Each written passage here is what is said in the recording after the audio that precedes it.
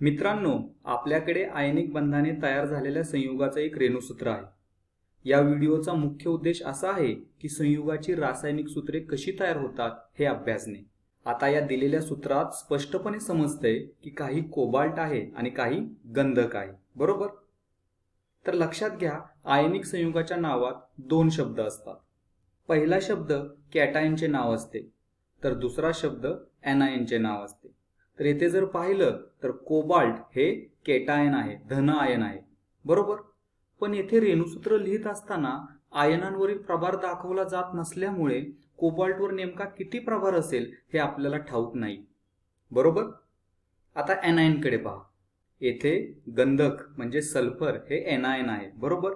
येथे गंधकाचा ऋण ion sulphide तयार होतो।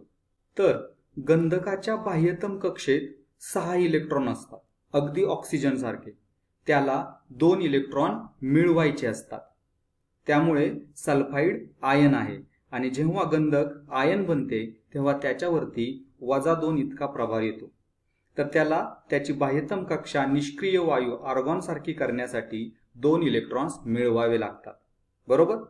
येथे जर पाहिलं तर आपल्याकडे सल्फाइडचे 3 आयन आहेत, बरोबर?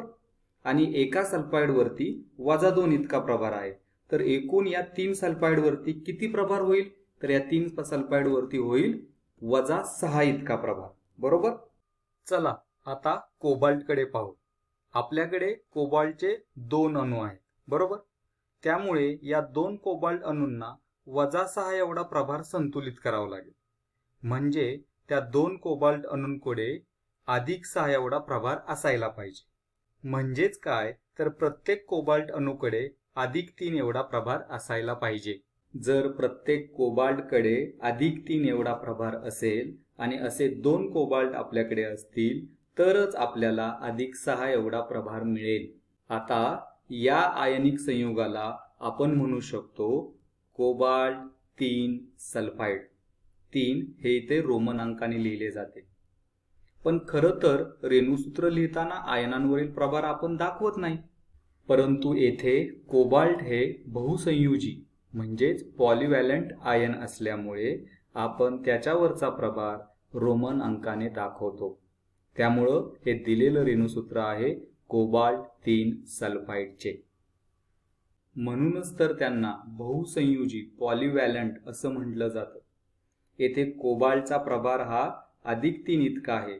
कोबाल्टची अशी अनेक आयनिक संयुगे असू शकतात, पण इथे मात्र हे कोबाल्ट 3 सल्फाइड आहे। अशा प्रकारेच आपण जर आपल्याला कोबाल्टचा प्रभार माहिती असेल तर त्याचे रेणुसूत्र लिहू शकतो आणि जर रेणुसूत्र माहिती असेल तर त्याच्यावरून त्याचं नावही ठरवू शकतो। इथेच थांबूयात। धन्यवाद।